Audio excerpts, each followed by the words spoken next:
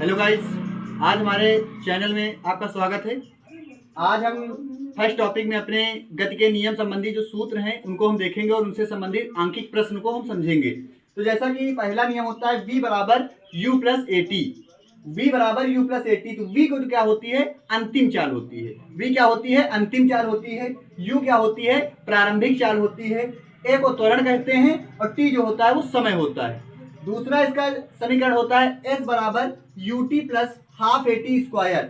You T plus half A T square S equal to होता है, S को हम विस्थापन कहते हैं या दूरी कहते हैं। और तीसरा इसका होता है वी स्क्वायर बराबर you square plus two A S. तो इसमें इन तीनों में कभी कभी छात्राओं को दिक्कत ये हो जाती है कि वो समझ नहीं पाते हैं कि सवाल में कौन सा फार्मूला को लगाना है। तो उसके लिए आप क्या करेंगे? उसके लिए आपको देखना है कि सवाल में क्या क्या दे रहा है। v दे रहा है, u दे रहा है, t दे रहा है और a निकालना है, तो आप पहला वाला समीकरण लगा देंगे। अगर u दे रहा है, t दे रहा है, a दे रहा है, s निकालना है, या इसी में कोई भी इसी संबंध में को मान लो अगर चार में चीजों में कोई एक चीज मिस दे रही है और तीन चीजें दे रही हैं, तो उस हिसाब से आप समीकरण को पकड़ेंगे। जैसे मान लो u दे रहा है और a दे रहा है, t दे रहा है, तो आपको तुरंत दिमाग आपका पहुंच जाएगा कि पहला समीकरण यहाँ पे लगेगा, क्योंकि और दोनों में s होना जरूरी है और इसमें s है नहीं।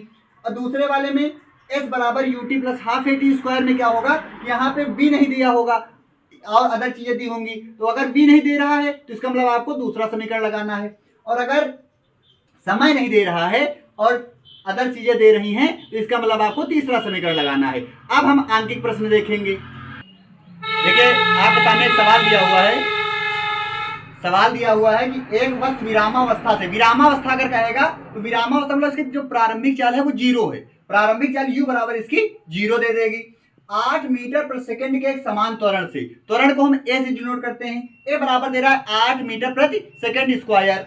उसके बाद कह रहा है वस्तु 160 मीटर प्रति सेकंड का वेग प्राप्त कर लेती है। मतलब इसका जो त्वरण देने के बाद इसका जो वेग प्राप्त कर रही है वो अंतिम वेग इसका v बराबर दे रहा है 160 मीटर प्रति सेकंड। आपको इसमें निकालना है समय, और समय के साथ कितनी दूरी वो तय कर रही है वो निकालना है। मतलब आपको t निकालना है और s निकालना है। तो हम समय के लिए क्या करेंगे? हमने अभी आपको जैसे बताया था कि समय के लिए हम क्या करेंगे कि u दे रहा है, a दे रहा है, v दे रहा है, t निकालना है। तो प्रथम समीकरण में क्या होता है? v बराबर u प्लस ए टी होता है। तो चारों चीजें उसकी मिल रही है, एक चीज आपको निकालनी है, तीन चीजें दी हुई हैं। तो हम यहाँ गति का प्रथम नियम लगा देंगे, पहला समीकरण लगा देंगे v बराबर u plus A T. v बराबर दे रहा है 160 किलोमीटर पर सेकंड दे रहा था, 160 लगा दिया। u प्रारंभिक चाल इसकी जीरो दे रही, जीरो लगा दिया। a दे रहा है 8 मीटर पर सेकंड, 8 लिख दिया गुणित t। यहाँ पे 8 t आ गया बराबर 160, इधर ये गुणे में इधर बटे में चला गया, भाग दे दिया, यहाँ पे 20 सेकंड हो गया, t यहाँ से निकल आई। अब यहाँ से फिर देख कह रहा है इसमें दूरी निकालनी है, दूरी मतलब विस्थापन कितनी दूरी उसने तय की। तो गति का यहाँ पे दूसरा नियम लगाएंगे, s बराबर U T plus half A T square. u का मान दे रहा है 0, t का मान दे रहा है 20, तो यहाँ पे मल्टीप्लाई इसका 0 हो जाएगा, 1/2। a का मान 8 दे रहा है गुणित टी स्क्वायर, टी का मतलब 20 सेकंड, 20 का स्क्वायर कर देंगे, यहाँ आ गया 1/2 8 गुणित 400, यहाँ 20 का वर्ग यहाँ 400 हो जाएगा, 2 से काट दिया, 2 चौको 8, 4 गुणित 400 कर दिया, यहाँ पे 1600 मीटर आ गया। तो इस प्रकार ये हमारा सवाल हो गया। अब दूसरा एग्जाम्पल देखते हैं। अगला जैसे एग्जाम्पल आपके सामने है, कह रहा है एक वस्तु का प्रारंभिक वेग। प्रारंभिक वेग जैसा मैंने बार बार बता रहे हैं कि प्रारंभिक वेग का मतलब होता है u बराबर दे रहा है 6 मीटर प्रति सेकंड। कह रहा त्वरण, उसका त्वरण मतलब a बराबर दे रहा है 2 मीटर प्रति सेकंड स्क्वायर। कह रहा कितने समय बाद, इसमें आपको क्या निकालना है? समय निकालना है, t निकालना है, t की वैल्यू आपको निकालनी है। इसका वेग 20 मीटर प्रति सेकंड हो जाएगा। इसके अंतिम वेग दे रहा है v बराबर 20 मीटर प्रति सेकंड, और कह रहा है कि इतने समय में कितनी दूरी भी तय करेगा, तो s निकालना है। तो क्या करेंगे? पहला समीकरण लगा लेंगे v बराबर u प्लस ए टी से। v बराबर दे रहा है 20, u की वैल्यू दे रही 6 प्लस a की दे रही 2 और गुणित t।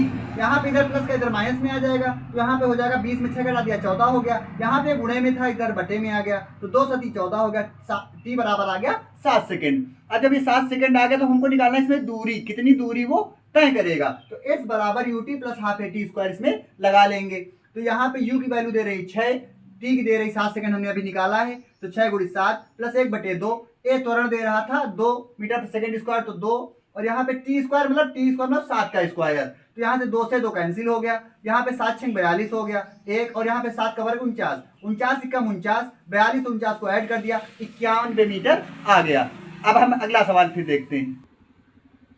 देखिए अगला सवाल दे रहा है कि एक पिंड का किसी क्षण वेग, वेग मतलब इसका प्रारंभिक वेग दे रहा है, वेग दे रहा है 10 मीटर प्रति सेकंड, मतलब u बराबर इसमें दे रहा है 10 मीटर प्रति सेकंड, यदि उसमें 2 मीटर प्रति सेकंड का त्वरण लगा हो, त्वरण का मतलब a बराबर इसमें दे रहा है कि 2 मीटर प्रति सेकंड का उसमें त्वरण लगा हो, तो 11 मीटर चलने के बाद, 11 मीटर चलने के बाद इसकी दूरी दे रही है कि कितनी उसने दूरी तय की है, s बराबर दे रहा है 11 मीटर। करा वो कितना वेग प्राप्त कर लेगा, मतलब इसकी अंतिम चाल हमको याद करनी है कि उसकी अंतिम चाल कितनी होगी। तो हम तुरंत आप दिमाग लगाएंगे क्या क्या दे रहा है, u दे रहा है, a दे रहा है, s दे रहा है, v दे रहा है, और किस समीकरण में चार चीजें दी होती हैं, तीसरे समीकरण में दी होती हैं v स्क्वायर बराबर u स्क्वायर प्लस 2as, क्योंकि उसमें समय नहीं दिया रहता है और इसमें समय कहीं पर नहीं दे रहा है, इसीलिए यहाँ पे हम गति का तीसरा नियम लगा देंगे। क्या है, v स्क्वायर बराबर u स्क्वायर, u का मतलब 10 का स्क्वायर प्लस 2, a का मान दे रहा है 2 गुणित 11, यहाँ पे v स्क्वायर बराबर 10 का वर्ग हो गया 100,